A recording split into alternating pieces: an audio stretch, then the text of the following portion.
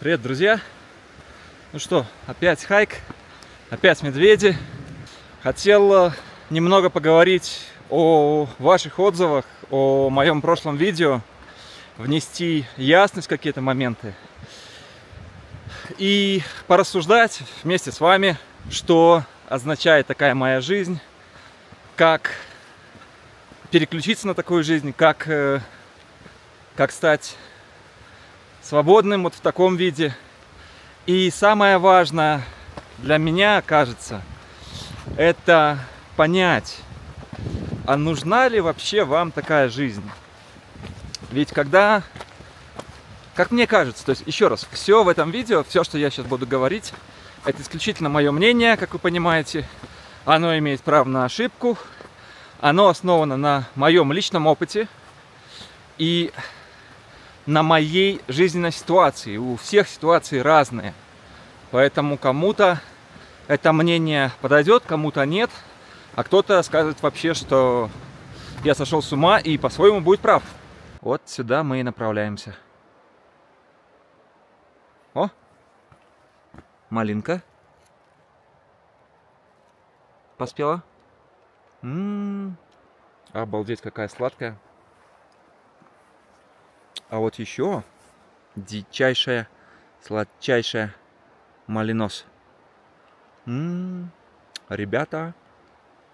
Так вот, с моей точки зрения, нам важно не столько природа, вен, как многие хотят, вот говорят мне там, пишут в комментарии, как это сделать, я тоже хочу, собираю деньги, коплю.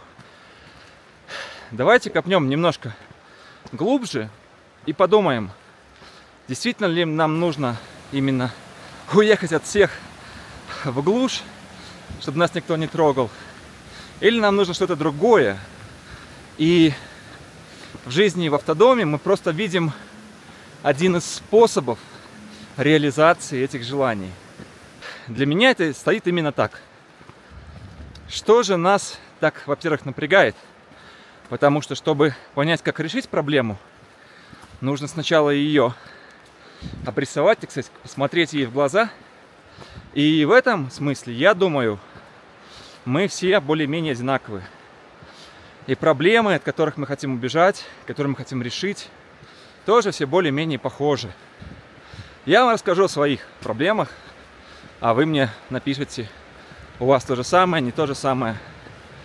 Начну я, наверное, с того, что я, как и многие из вас, вырос в славянской идеологии. Именно идеологии, а не культуре. Хотя культура, наверное, тоже играет роль. А славянская культура все-таки ближе к восточной, к азиатской культуре, чем к западной, да? В чем же ее смысл? Ее смысл в том, что вместе мы сила, а один человек ничего не стоит, и как бы его интересы меньше, чем интересы общества, чем интересы государства, чем интересы страны. Поэтому мы все родились, я надеюсь, и воспитались так, что счастье и цель и призвание наше в том, чтобы служить и работать, отдавать свою жизнь, энергию на благо Отечества, государства, общины, ну и общества в целом. И очень мало в этой идеологии говорится о том, как жить для себя, как испытывать счастье, как его искать, как его добиваться.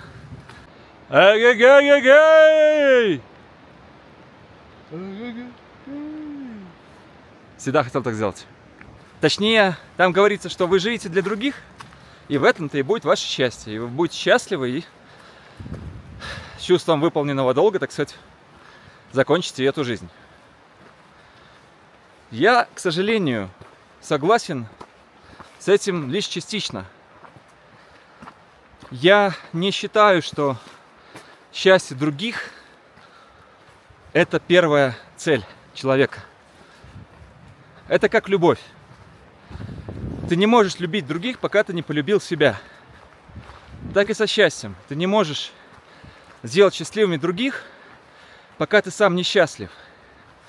И продолжая делать какие-то вещи для других, не от чистого сердца, не от каких-то бескорыстных побуждений, а потому что, как в любом обществе потребления, тебе сказали, что ты это делаешь, и от этого ты счастлив. Как вам вот в рекламе навязывают, допустим. Купил эти кроссовки, и ты крутой. Купил эти часы, и все тебя уважают. Но тут как бы смысл тот же. То есть ты работай на благо общества, и ты будешь счастливый, все тебя будут ценить, любить и уважать. И ты это делаешь. Делаешь год, два, полжизни делаешь. В какой-то момент такой, по-моему, люди мне не особо сильно благодарны за то, что я делаю, а воспринимают это как должное. А почему ты так говоришь? Потому что ты не чувствуешь себя счастливым. Или даже когда тебе были благодарны, этой благодарности хватило ненадолго. Этой благодарности хватило на чуть-чуть, и ты такой, ладно, сейчас сделаю еще что-нибудь, меня еще поблагодарят. А потом еще что-нибудь, меня еще поблагодарят. Вот такой вот дофаминчик. И ты начинаешь сначала делать уже не для людей, а для себя, чтобы тебя благодарили. Чтобы ты себя чувствовал счастливым. Потому что ты только так умеешь быть счастливым. Еще раз. Когда я говорю ты, я говорю я. И это было и со мной то же самое. А вы знаете, что я обычно пою, когда не записываю видео, чтобы медведя рядом не было?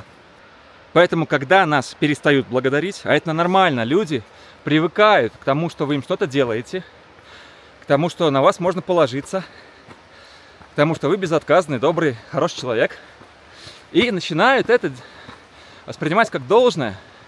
Но человек не может быть постоянно вам благодарен за каждый ваш поступок, так же, как и в первый раз. Так же, как и любить, точнее, влюбленность, она не может длиться долго. У нее есть конфетно-букетный период. Все привыкают ко всему. И поэтому, когда люди перестают вас благодарить так, как вы на это рассчитываете, вы начинаете делать еще больше для них, чтобы все-таки в надежде, что, может, они не заметили, я сейчас еще что-нибудь лучше сделаю. И вот тогда они точно заметят и отблагодарят. А когда этого не происходит, вы начинаете что? Вы начинаете на них злиться. Вы начинаете злиться на всех вокруг. О, кстати, вот я и пришел, смотрите, какая красота. Вот она. Тайга практически. Только горы местные. Монтана. Штат Монтана. И вот такая вот тут горная, значит, речка красивая. Красота.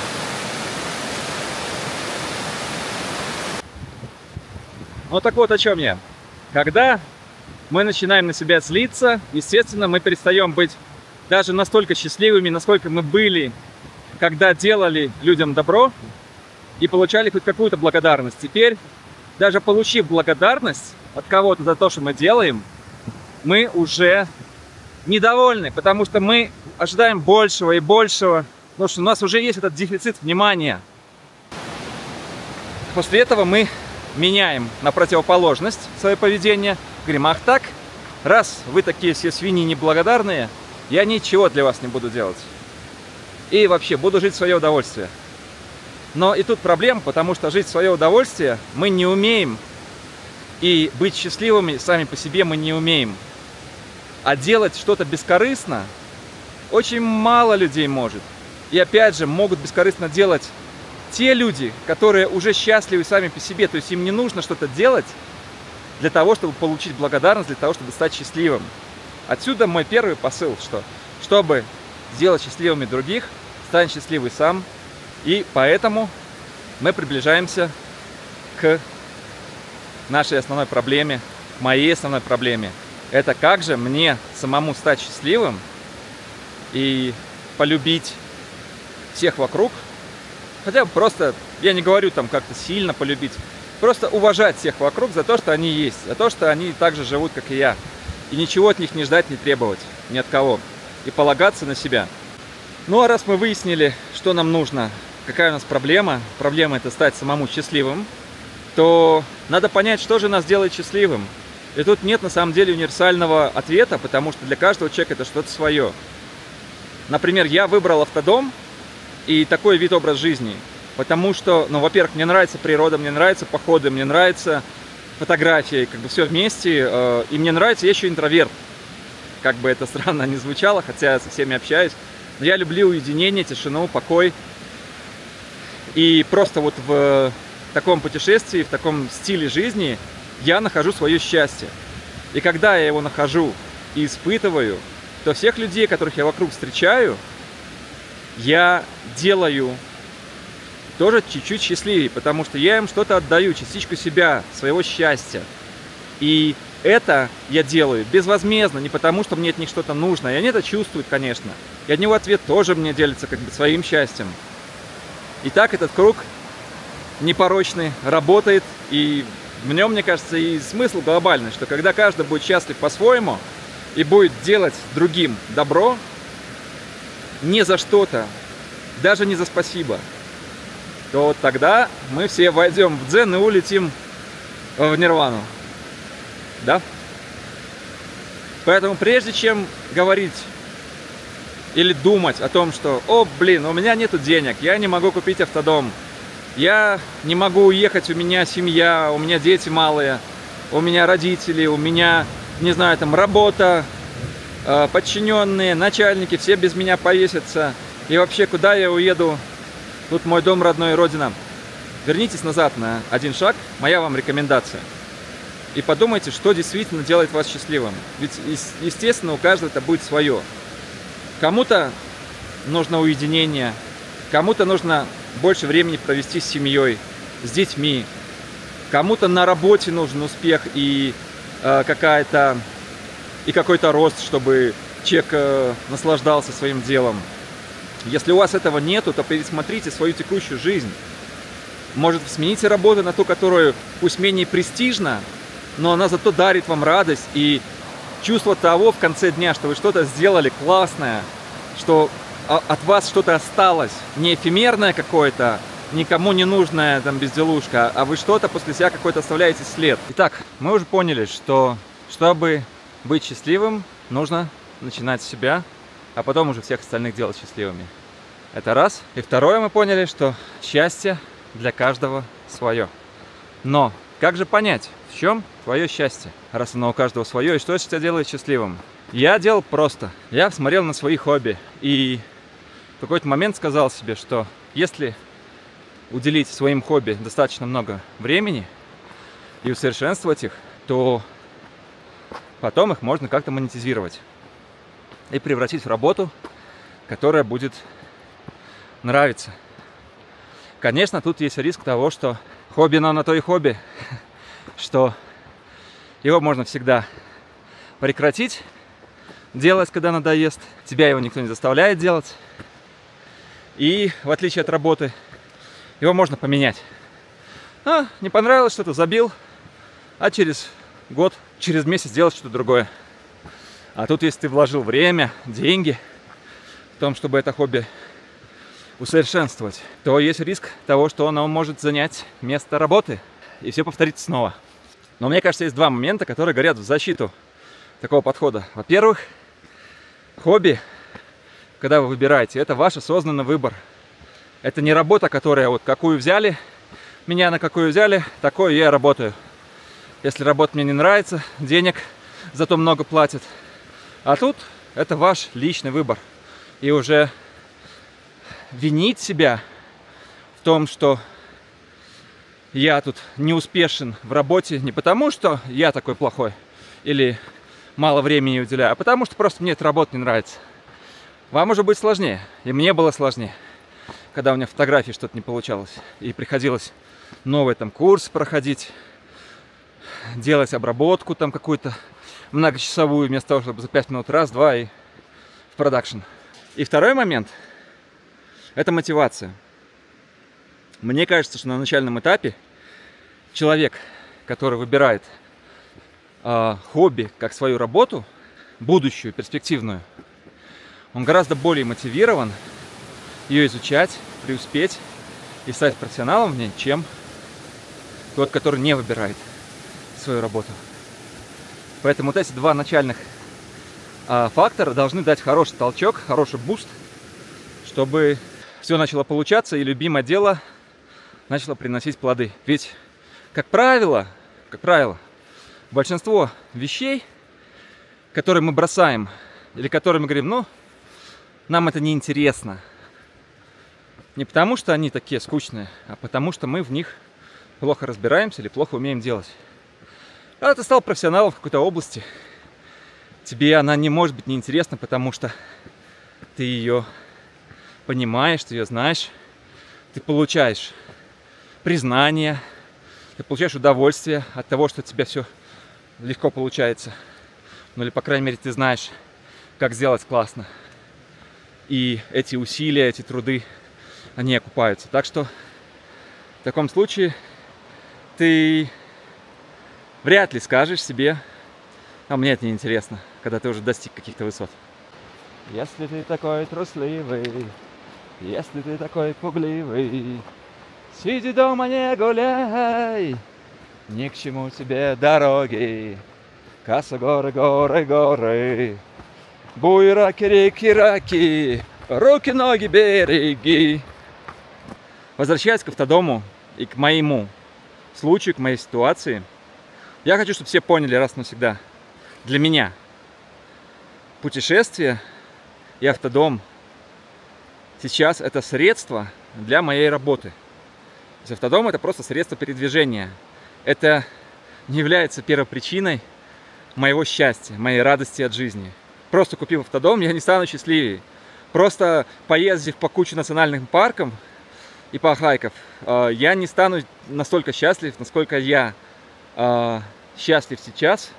В совокупности всех факторов одним из самых важных которых является мое хобби, которое стало моей работой.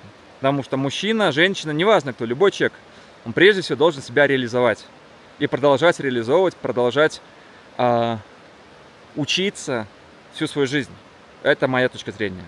И в этом учении, в этом прогрессе, в этом совершенствовании, в этих маленьких победах каждый день и больших победах пореже немножко, да, когда ваша работа признается, когда ваша работа, неважно, одним человеком, 1000 людьми, все зависит от работы, от того, что вы делаете. Да даже если вам самим это нравится, вы получаете удовольствие, то это самореализация. И без нее стать счастливым очень сложно. Поэтому, если автодом, если путешествия помогают вам самореализоваться, найти себя и улучшить, и продолжать улучшать на каком-то этапе жизни, да, то, безусловно, ставьте себе такую цель, ищите возможности, договаривайтесь с семьей, с работой. Не нужно копить на дорогой большой автодом. Здесь, в Америке, я вижу очень много людей, которые ездят в обычных универсалах. Просто потому, что это то, что им нужно. Им нужно путешествовать, им нужно видеть интересные места, им такой образ жизни нравится. Я не знаю почему. То есть у каждого свои причины. Но не все гонятся за дорогими автодомами, за крутыми. Если кому-то вот приспичило, все, люди решаются на это и живут, и дальше растут. Потому что когда вы идете по тому пути, который у вас мотивирован, вы развиваетесь в том направлении, которое вам нравится, то ваш, в том числе финансовый успех, будет приходить к вам быстрее, чем пока вы будете работать на нелюбимой работе, без мотивации и копить до этого долгожданного часа. Ведь даже для Америки той суммы, которую я скопил сейчас, ее ничтожно мало. Я уверен, что через несколько лет инфляция съест большинство этой суммы. Поэтому я не рассчитываю, что этих денег, которые я скопил, мне хватит там на всю жизнь, даже на половину оставшейся жизни. Поэтому чем быстрее вы сделаете выбор правильный в том, что вам действительно нравится в жизни, в том, что вы действительно хотите развивать, и поймете, какие инструменты для этого вам нужны, автодом, не автодом, может дачный участок, может, я не знаю, что, может наоборот семью завести вам нужно, чтобы свои мысли, себя начать реализовать, может еще что-то, а может наоборот, одиночество, это то, что вам нужно. Но могу сказать одно, что природа и тишина и покой, которые они дарят мне, помогли мне очень сильно сформулировать эту мечту, понять лучше себя и дальше начать ее воплощать. Ведь до того, как я начал путешествовать в автодоме, практически все время, пока я здесь жил, наверное, так как я никогда этого не делал в Беларуси, я уединялся в природе, в том числе, наверное, потому что здесь очень все это приспособлено, облагорожено, много троп есть, много национальных парков, то есть здесь заточено на то, чтобы люди вели здоровый образ жизни, путешествовали, приобщались к природе. И это действительно здесь модно. И это помогает прочищать голову, помогает лучше узнавать себя, понимать себя. Так что рекомендую начать с малого, а там, глядишь, может окажется, что и автодом не нужен, что нужно-то гораздо все проще. Просто немножко уделять времени себе, уединяться где-то, чтобы лучше себя понимать, чтобы возмещать какую-то энергию, которую вы тратите на семью, на работу. И дать остальным понять, что это время я трачу для себя, оно мне нужно. Потому что счастливый человек после такого отдыха будет делать счастливыми и других.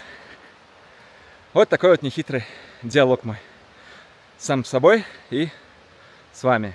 Вот такой вот философский эпизод моих мыслей, которые я насобирал в дороге, которые я насобирал за свои 40 лет жизни с хвостиком. И надеюсь, что они верны, потому что пока что они себя оправдывают, эти мысли, и делают меня счастливым.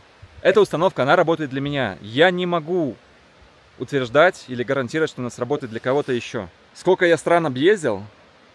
Больше 30, наверное, может 40, может больше.